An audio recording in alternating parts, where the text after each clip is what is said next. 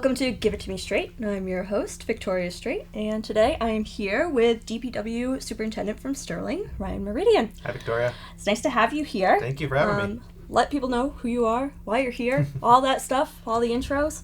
Awesome. So my name is Ryan Mouradian. I'm the DPW Superintendent in the town of Sterling. Started last October 2021 at the end of the month. I came from the town of Holden. I was the water and sewer superintendent in Holden from 2016 to 2021. And before that, I worked in the private engineering sector. So graduated from URI with a Bachelor of Science in Civil Engineering and went to work in the private sector. Gave me a good experience to kind of work on a lot of different projects, mostly for public works departments. And now I thought that transitioning over to public works was kind of my career path, and it's been great. So you're very highly qualified for this position is what it sounds like. It's all about the experience. So the more you work in public works, the more qualified you get. Yeah. So, working in a large municipality or a larger water sewer system certainly set me up to be able to come over here. And, even in my first year, I've learned a lot. And I feel like you always have to continue learning. And you've done a lot. This is why we called you, because at a select board meeting, you came in and told us about some of the projects you were doing, and we were just like, I couldn't even keep up writing them down. So, why don't you tell us about some of the projects that you have been doing since you started? Because it's been what, 11 months? Yeah, a little less than a year. So there's been a lot going on, both on the DPW side and the water side. Water, we've been really trying to focus on a lot of the main replacement projects. A lot of them need to be designed and bid out as public bidding work, so we've been working on getting those designs done. Yep. The ball had been started to roll, but hadn't really, taken seed, if you will. So we have contracts signed now, we have surveys, we've started to do a lot of the legwork, and we hope to bid some jobs end of this year for construction next year. We found that the town had a lot of roadwork money just kind of sitting there and not being used. I think in 2020 during the pandemic, they didn't do a lot of road work, and a lot of it kind of carried over and built up, which has been great. So we were able to put out 2 large paving jobs, and we can get into that a little bit later if you want, about the roads that are going to be done. Yeah. But we have many miles to get done this year, which is great. That's good. They need it. It's great bang for your buck. The residents love it. Yeah. I love it. Our guys love it to plow. People hate potholes. Who likes potholes? And we can't stand them. Just recently, we were able to achieve signing the new trash recycling contract. So this contract is something that had been in the works for well over a year. Wow. It started. We're close to 2 years now. It started well before me, and the board kind of spearheaded this effort. And that was a long back and forth with our contractor about getting the right contract, getting something that's best for the town. And so we're finally kind of there with that. And a lot of changes happened at both the DPW facility and with staffing. So the DPW lost a large number of employees about in the springtime of 2021. And it took all the way through the spring of 2022 to get everybody back and restaffed, and we are now fully staffed. We're firing on all cylinders. And they've been working hard. I've seen them all over town. Every time I turn around, there's some guy mowing the lawns. And everywhere. That's what we want. All the time. We want to be out there doing the work. I got to give a ton of credit to those guys. I mean, I can't do my job without them, but I have a great crew down there, and I mean they work hard. They do what we ask them to do, and they do it with good quality work, and that's really what we're looking for. Yeah, they've been doing an awesome job. Thank you. Shout out to those guys. This guy doesn't really do much. He just tells them where to go. Point my fingers. All those other guys go out. So let's get into some of the more specifics of each project. Sure. So I want to start with the road paving. Yep. So if you haven't been following our bulletin board, we have started posting the road closures. Excellent. And then when there's going to be things. So we're going to keep in touch with Ryan and make sure we get all those first so we can let you know. Perfect. But so you got a bunch of money for all these road pavings, and what ones do you have coming up? So just to kind of get into the funding a little bit, there's a couple different avenues. So Chapter 90 comes from the state. Yep. We get that every year. That's based on the miles of road that we maintain. We also get local funding just recently from the town. So Chapter 90 is not enough to make your roads any better. They're enough to maybe maintain, but probably fall a little behind. Yep. So, and that's something to work on the legislative level. That's, a kind of a bigger picture issue for all towns in Massachusetts. But just recently, Sterling's been supporting additional funds, which have been huge. and that helps us to do even more road work. This year we got what's called RAP funding, which is Winter Assistance Recovery Program. It was a really hard winter. I know it was a hard winter in Sterling. It was a hard winter across the whole state of Massachusetts as far as potholes go. We had so many freeze-thaw cycles. So that was another couple $100,000 that got put into Sterling that we can use for road work. So what we have coming up this fall, Kendall Hill Road from Chamberlain Road to Chase Hill Road. We are working out there right now. We're replacing every drainage pipe that crosses under that street, not because they've all failed, but because we don't want them to fail while we have a brand new road. We want to build a road for 20 years or more, hopefully. So that road is going to get ground down right to dirt. It's going to be regraded, reshaped, and then 2 new layers of asphalt put on top of it. That work is hopefully going to start sometime after the 19th, the paving. We're going to continue our work next week. And then after that, on the 19th, as of right now, rain depending and whatnot, the contractor will come in and start their work. It's going to take a few weeks. It's a big job. It will definitely be an inconvenience to residents. I have an old boss who always said, give me a couple weeks and we'll give you the next 20 years of the road, right? So it'll be worth it. Be patient, please, with us. The next road, or the other road, I don't know exactly what order these are going to be done in, is Clinton Road in the area of Choxet Road. So pretty big interchange there, right near Champion Kennels. There's a large bump in the road. So I hate that bump. I've told every time we drive over to Lancaster, I drive through that bump and I'm just like, I keep going, I'm just going to pay for it to get fixed at some point. You, me, and everybody else hates that bump. So I'm so happy that's getting fixed. So what we call that is a pavement shove. So if you look at the way that it failed, the trucks that come out of Choxet Road have taken the corner left towards Lancaster, Clinton, and the pavement has pushed itself. So what we did was we did asphalt cores. So it's about 4 to 6 inch diameter core. We go down about a foot, find out what's there and why is this failing. And we think we found why is there's a lot of layers of asphalt out there. Some of them maybe weren't prepared properly, which has caused this to shove. So what we're planning on doing is a deep mill. So not all the way down to dirt, but really close.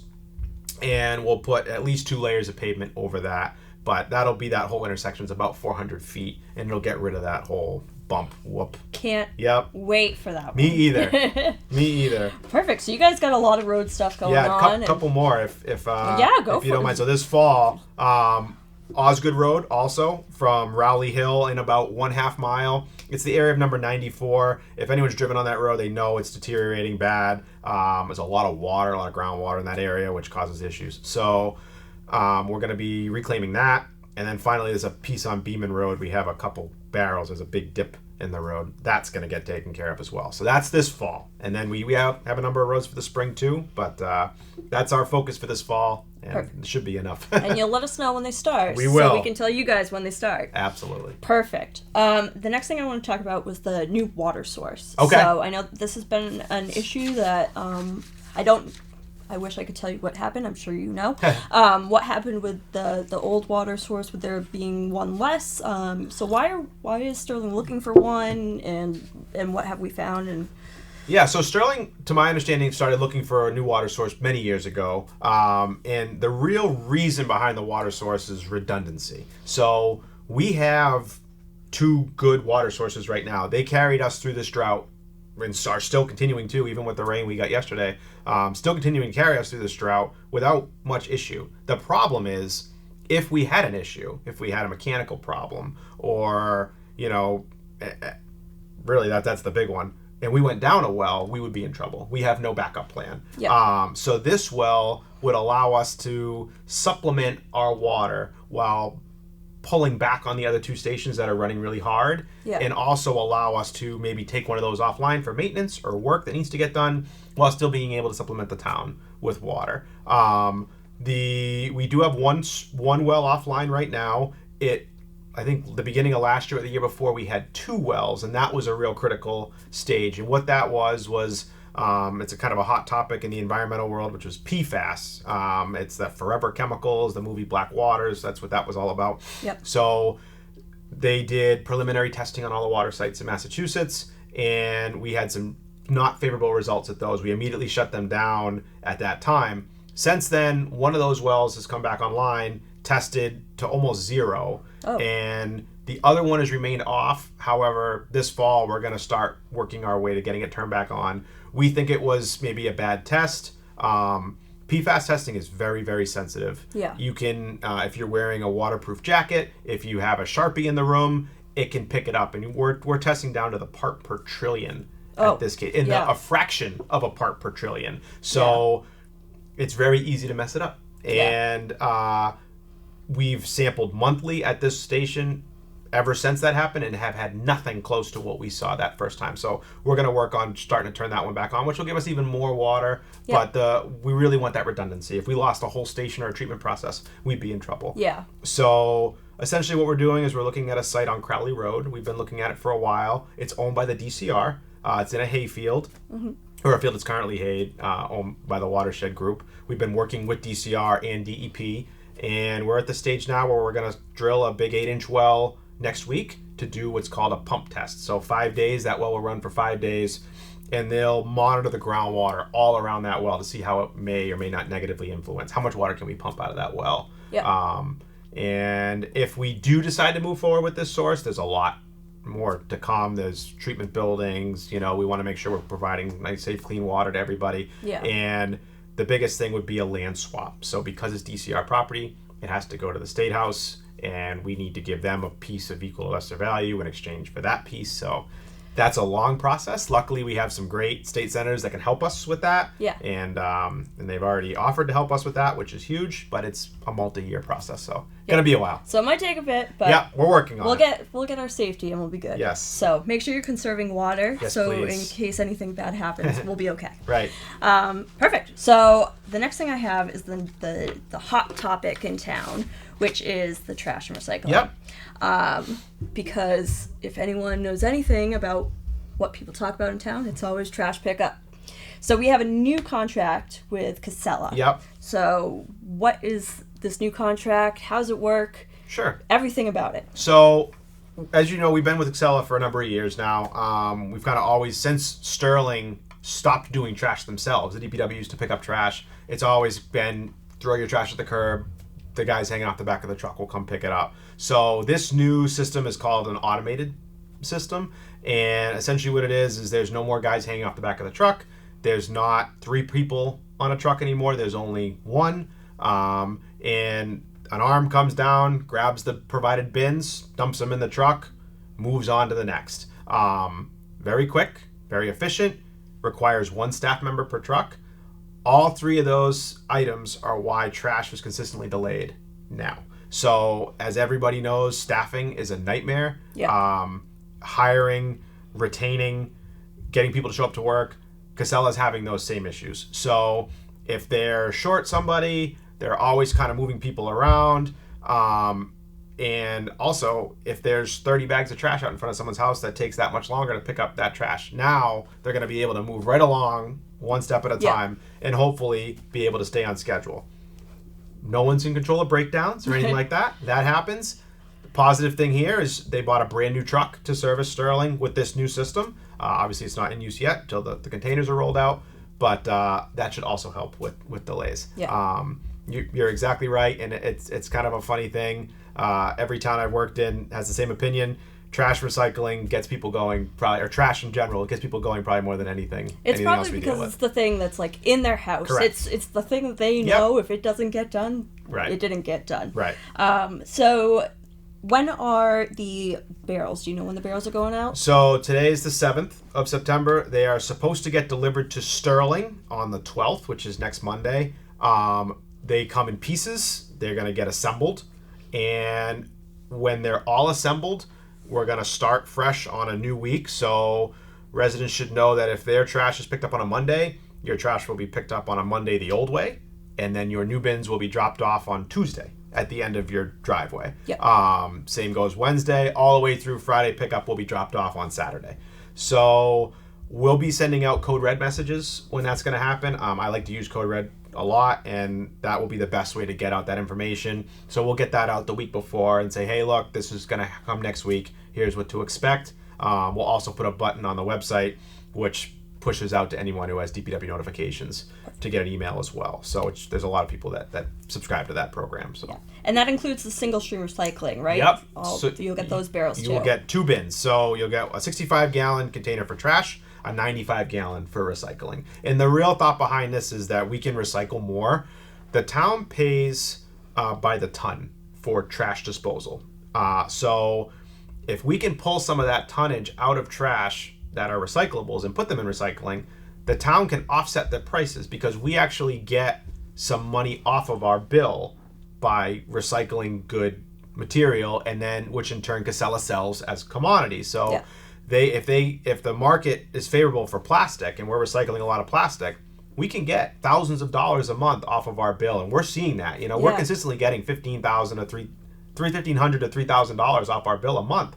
And that adds up over the course of the year, which hopefully can start to reduce taxes or reduce the burden of trash and recycling on taxes. Definitely. And that's kind of what we're trying to do. Right now, there's no control over the amount of tonnage that we get rid of. At least now, you're kind of held to that container.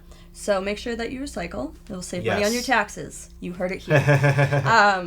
And there is the video on your website that shows how to do the recycling and all that stuff, making sure stuff is clean and put in the proper bins and all that. Correct. So the other thing that I've been seeing is that people are wondering about a second barrel, if it's possible to get one. I know that the DPW is not going to be providing secondary barrels to people, especially if they have medical waste or something like that. Do you guys have the solution for people to get the secondary barrel at this point? At this point, we do not. So the town of Sterling has a bylaw in place that specifically says that we cannot charge an individual fee for disposal of trash. I'm not sure how that came about. I'm not sure where it came from, but it's there. So that's why all the trash recycling is currently through taxes. In order to maintain an even playing field for everybody, everyone gets that one container. So we do plan on putting a note on the next town meeting, whether it's a special or the one in May, to change that bylaw. And what we'd like to go to is like an extra bag program. So essentially what that means is you would go to a local store and you'd buy a roll of Sterling bags. It would probably be $5 a bag or something like that. You're not paying for the bag, you're paying for the disposal of the bag. And that's how the extra trash would be taken care of. I actually come from a community that has this exact same program. Mm-hmm. We've had it for 15 years. I can honestly say that when I drive to work in the morning, I drive almost 3 miles through that town on a Monday morning. When it's that route, I see 1 to 2 they have blue bags at that community. So it's not. I understand it's a hard change in the beginning. I think it's something that people will try and say, oh, this isn't as bad as I expected. It's never fun to change. It's never fun to have a change. And it's not fun for us to answer the questions all the time, but it's our job. We and the board thinks it's the right thing to do, and we're gonna keep pushing on with it. And like I said, there's gonna be some bumps. We're gonna address those bumps. They just need to realize that we can't address them overnight. And especially with bylaws, it's got to go through town meeting and it's got to take time. So I've never seen a bylaw quite like that one before. I'm not sure where it came from, but residents should know that this is a proven system. The size of the bins are proven. The state DEP actually wanted us to go to a 35-gallon trash bin, and they would have given us a lot more money to do that. We thought that was a little small. We wanted to keep the 65. So there were other options, none really bigger options, but. I think I come from a family of 4. I have no issue with the 65-gallon trash. And I feel like I generate a lot of trash. But we would ask residents to try them.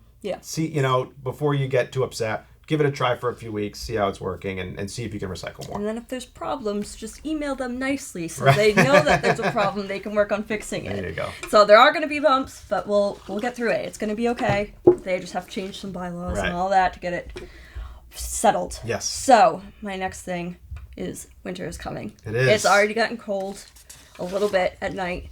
So you guys have plans for snow and ice removal? Yes. What are they? So we've already started, believe it or not. We've been working on one of our sand trucks for most of the month of July, actually. And I mentioned before, we were short-staffed quite a bit last year. We're now fully staffed. We have 2 mechanics in the garage. And we've really been able to get a jump start on our repairs. And what I like mostly the improvements to our equipment.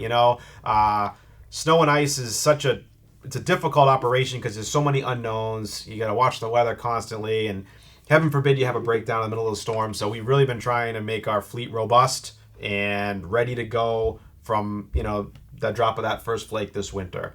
One change you're going to see, we recently made a jump from sand and salt mixed to salt only. Now we're going to jump to a better kind of salt, which is a treated salt. So we used to use plain white salt. It was just rock salt. It worked pretty good, but we're jumping to what's called magnesium chloride treated salt. It's green, and it's treated with a chemical that kind of activates that salt quicker. It works to a colder temperature, and the hope is that we can use less of it. So it's a little bit tacky, it's a little bit wet. Hopefully it will stick to the road a little bit more and not blow off the edges, which is what tends to happen with salt.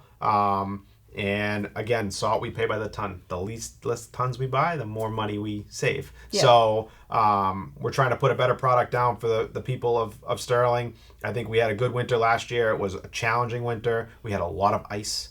Ice is very unpredictable and difficult to deal with. So that's going to be a big change for us this winter.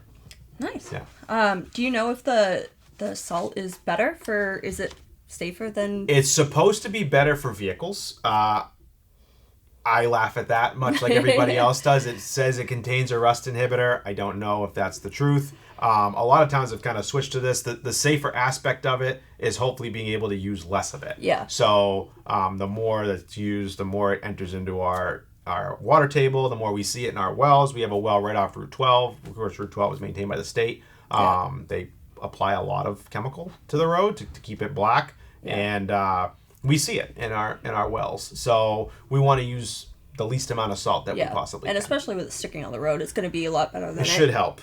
Going into all the land and all that. Yep. So speaking with your robust fleet of stuff, you guys are getting a new DPW facility? Not quite. So we're working towards one is the hope. So I hope so. I hope we can come back and have that conversation someday. But we've done a number of studies on our existing facility. I like I said, I came from an existing DPW. The one here is okay. It's doable. However, it's well undersized.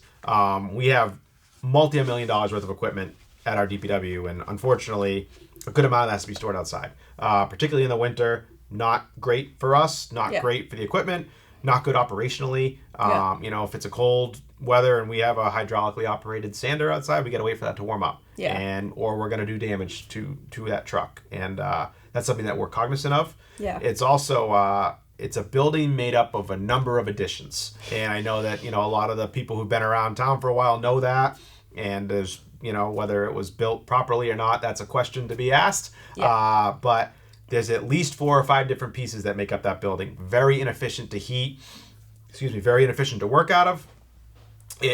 It's not really working for us. Let's put it that way. And we want to maintain our equipment to the best of our ability, work most efficiently, maintain our tools. And I think that, that we got the police station, you got the fire station, the library got rehabbed. I think it's time to upgrade our DPW. So we're going to start working towards that. We know it's a long process. Like I said, I came from Holden. I've been through the process. They're just about to cut the ribbon on theirs. I think I went to a meeting my first week in 2016. So I know how long it takes, and that's okay.